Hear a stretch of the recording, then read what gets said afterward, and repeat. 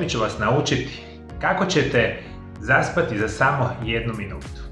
I neće to biti tako jednostavno i lagano kao što ste možda pomislili na početku današnje emisije. Vi svi koji imate problema specijalno sa kroničnom nesanicom, vi se jednostavno morate učiti ponovno pravilno spavati. Jer mi živimo u vremenima kada skoro 50% odrasle populacije ima kroničnu praktično nesanicu. Tu i tamo koji dan u mjesecu kada loše spavate, to nije nikakav problem, međutim vi ako tjednima, mjesecima, a u najgorim situacijama kronične nesanice ili čak godinama ne spavaju optimalno. Za odraslu populaciju razmišlja se da je oko 7 sati dubokog noćnog sna ok, nekom će možda trebati 6 sati, nekom možda 8, to je generalno manje više svejedno i na kraju krajeva jako je individualna situacija. Međutim, vi ukoliko imate kroničnu nesanicu, danas ću vam dati najbolje savjete što ste ikada u životu čuli kako ćete jednog dana doći do toga da ćete zaspati praktično čim legnete u krevet. I današnju emisiju ću vam podijeliti u 3 ekstremno bitna segmenta. Prvo ću vam dati nevjerojatan broj savjeta kako se prirodno uči pravilno spavati na sasvim siguran i izvanredan način. U drugom dijelu emisije ću vam dati izvanredne dodatke prehrani, specijalno jedan koji ćete konzumirati prije samoga spavanja i na kraju emisije ću dati jedan savršeni napitak koji ćete vi konzumirati sat vremena prije spavanja i onda kada ovu svu perspektivu napravite onako kao što bi trebali, vjerujte mi, zaspati ćete čim legnete u sami krevet. Prvo što ćemo govoriti, vi ukoliko želite spavati morate razmišljati da vaša spavaća soba bude u adekvatnoj temperaturi. Upravo iz te perspektive razmišljamo, vruće ali hladne sobe mogu ozbiljno utjecati na vaš san. Toplina vašeg tijela doseže vrhunac navečer, a zatim pada na najnižu razinu kada spavate. Pa se smatra da hladni 16 do 18 je idealna temperatura u spavaćoj sobi, temperatura iznad 24 stupnjeva Celzijusa vjerojatno će uzrokovati nemir, dok će hladna soba oko 12 stupnjeva otežati vaše spavanje, zato je enormno bitno da vi imate spavaću sobu u adekvatnoj temperaturi. Druga stvar što je iznimno bitna, vi morate razmišljati da vi u vašoj spavaćoj sobi napravite što je veći mogući mrak ili tamo. Jer vi kada idete spavati, jedan specijalan hormon se treba izlučivati u vašem organizmu koji se naziva melatonin. On se jako brzo i kvalitetno izlučuje kada je vaša soba zatamljena što je više moguće. Dakle, što je veći mogući mrak, situacija je bolja za vas. Čak i ona mala noćna svjetla vam mogu ometati pravilno uspavljivanje i upravo iz te perspektive razmišljate jako dobro o samoj rasvjeti. Jer ono što se zapravo događa kad ugledamo svjetlost, naša tijela pretpostavljaju da je vrijeme za buđenje. Kad padne mrak, oslobađamo melatonin koji opušta tijelo i pomaže da lakše se uspavamo. I nema ništa gore od toga što nas grubo probudi rano jutarnje sunce, pa jednostavno morate razmišljati da kada idete spavati u potpunosti, ugasite svjetla i napravite potpunosti mrak što je više moguće. Još jedna stvar je ekstremno bitna. Vaš ležaj, vaš jastuk mora biti prilagođen vama i vašim potrebama spavanja. Kvalitetan madrac, kvalitetan jastuk. Isto tako, morate mi razmišljati, samo jako dobro vodite računa. Svi vi koji gledate u monitore prije spavanja činite si medvjeđu uslugu zašto se ne možete uspavati. Dakle, računa se minimalno sat vremena prije spavanja, ne bi trebali gledati u mobitele, televizore, internet, kompjutere i sl.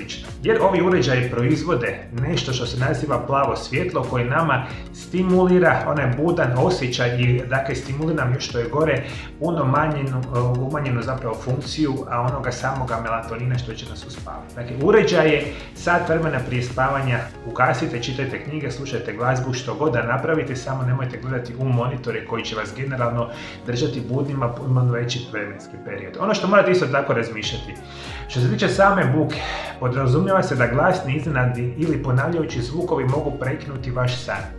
Jedan od najboljih načina za borbu protiv toga je da prigušite zvukove apsolutno izvana. Koristite čepove za uši, kvalitetno, prozore, zatvorite vrata i to će biti izvanredno dobro.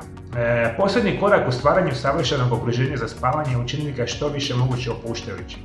Vaša spavaća soba treba biti oaza mira i tišine, neuredna ili ajmo tako reći soba koja je cijelo vrijeme u nekakvom kaosu, morate voditi računa da želite izbjeći. Dakle, spavaća soba je vrijeme i mjesto za potpuno opuštanje i za ništa drugo. I vodite mi računa što je ekstremno bitno.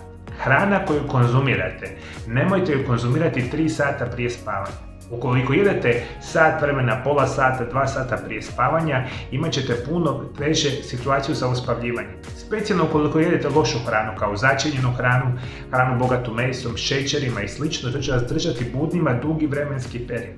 Ako je ikako moguće, dakle jedemo hranu 3 sata prije spavanja. Isto tako, vodite mi računa, alkohol, cigarete, pušenje, minimalno 6 sati prije spavanja ne bi trebali koristiti, jer upravo iz te perspektive vodite računa da vi kada popijete onu kavu 6 sati jer treba praktično da se iz vašeg, možda čak i više vremena da se izbaci iz vašeg organizma, jer i kava i alkohol i nikotin vas čine budnim.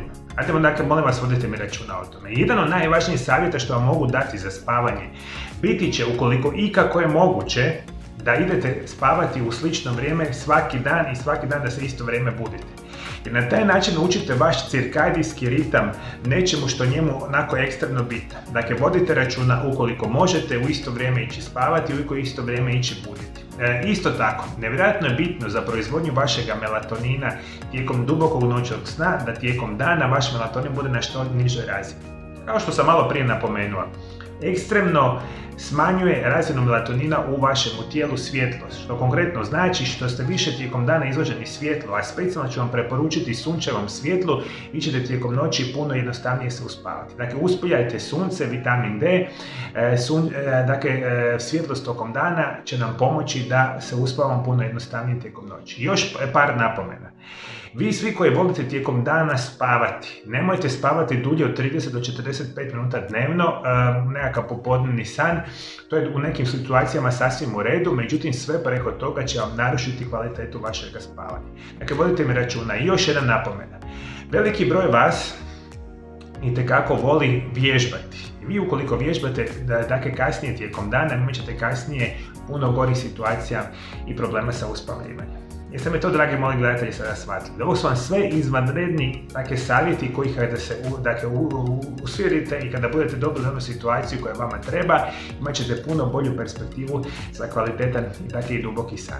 Isto tako moramo voditi računa o tome što nas definitivno drži budnima i što nas čini samom nesanicom. Dakle, prije svega moramo voditi računa da su uzroci psihološke naravi. Često je to pitanje stres, depresija, anksioznost ili tuga. Apsolutno fizičke naravi kao što su artritisi, astme, problemi sa disanjem, dijabetes, bolesna štitnjača, problemi sa probolom, bolesti srca, bolovi u mišićima, demencija, bolesna jetra, bolesni bubrezi, bolesna pluća, sindrom nervnih nogu. Isto tako morate voditi računa, svi vi koji konzumirate velike količine lijekova. Dakle, lijekovi puno puta imaju mogućnost da će čine budnima. Ako pijete velike količine lijekova, kasnije tijekom dana imate šansu u velikom broju slučajeva da će se ta situacija naravno s vama pogoršavati. Lijekovi, bolesti, stres, sve je to ono što nama potencijalno uzrokuje ove probleme. Isto tako problemi sa hormonima. Specijalno vi koji uzimate hormonsku nadomjesnu terapiju ili ukoliko ste u situaciji da imate menopauzu, tegobe i slično, to su sve oni najgori uzroci zašto vi ne možete spavati. I svaki od tih uzroka moramo prvo prirodno riješiti da se damo šansu da jednog dana kvalitetno se uspavamo. Dakle, ovo su vam najgori uzroci, ono su vam načini kako ćete se lijepo i krasno uspavati. I sad idemo, pred kraj emisije. Dakle, želim vam napomenuti, najveći uzrok zašto vi ne možete spavati je upravo izuzetno mala količina nečega što se naziva melatonin u vašem organizmu. Kao što sam tijekom emisija vama rekao. Melatonin je jedan specijalan hormon kojeg izlučuje jedna mala žlijezda u našem mozgu koja se naziva epifiza. Ona nije veća od samoga graška. Mi kada smo zdravi, kada sklopimo oči, rekli smo kada je tama, kada je idealna prostorija, temperatura u prostoriji koju spavamo, iste sekunde u krvotok dolazi melatonin i vi ćete zaspati u roku minutu, 2, 3, 5 minuta. Međutim, vi koji imate kroničnu nesanicu, vi imate izuzetno male količine melatonina u vašem tijelu i sve ono što trebate je, moja će velika preporuka biti 2 sata prije spavanja. Obavezno ćete popiti od 1 do 6 mg melatonina. Ukoliko ste u blažoj nesanici, vama će biti dovoljno 1 do 2 mg melatonina svaki dan. Vi to možete bez problema tjednim raditi bez ikakve nuspojave. Ukoliko imate malo veći problema, uzimajte slobodno 3 do 4 mg svaki dan tjednima bez ikakvog problema. A ukoliko imate teški oblik kronične nesanice, studije pokazuju da čak do 6 mg melatonina možete tjednima koristiti bez ikakvih problema. Dakle, uravnotežimo pravilno naše savjetima za spavanje. 2 sata prije spavanja popit ćemo melatonin, onoliko koliko nama treba da se kvalitetno uspavamo, i zadnja preporuka će biti moj izvanredan napitak.